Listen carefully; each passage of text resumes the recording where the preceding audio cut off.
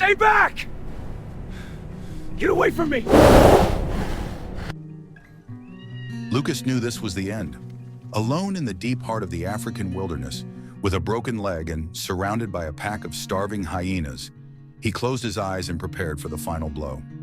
The macabre laughter of the hyenas echoed through the darkness, drawing closer with every passing second. Lucas could smell the scent of death in the air, but at the very moment the alpha hyena lunged for his throat, a deafening roar cut through the night, and a black shadow, faster than a lightning bolt, intercepted the predator in midair.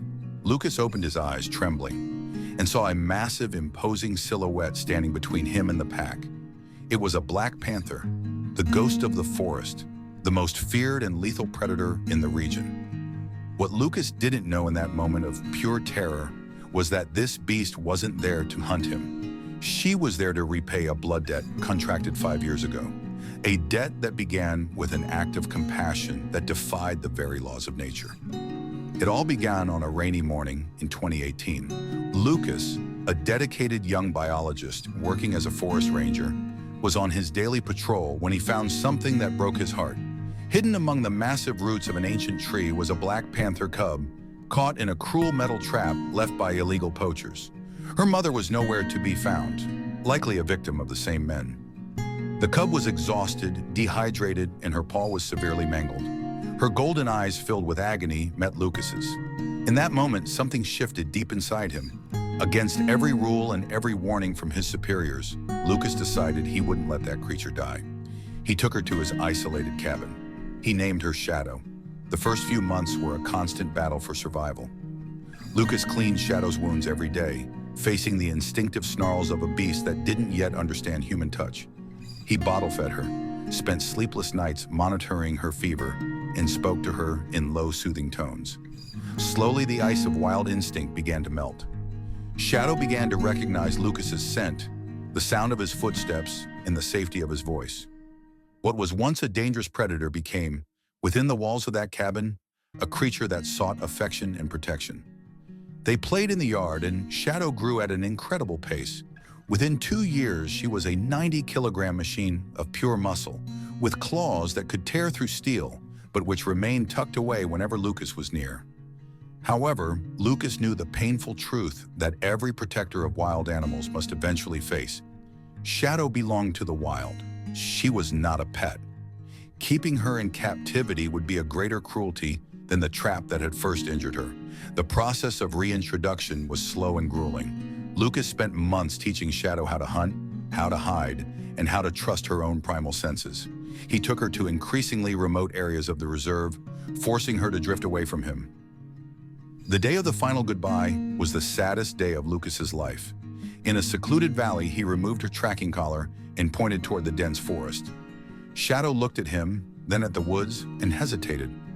Lucas had to shout and pretend to be aggressive just to force her to leave. He watched her disappear into the trees without looking back. For weeks, Lucas felt an immense void, but he knew he had done the right thing. He never saw Shadow again, or at least that's what he thought. 5 years passed. Lucas was now an experienced researcher. During a routine expedition to map feline populations, disaster struck. His Jeep suffered a mechanical failure on a steep trail and tumbled down a deep ravine. Lucas was thrown from the vehicle.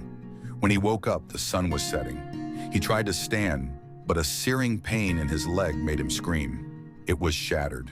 With no radio, no cell signal, and an open wound, he was the perfect target.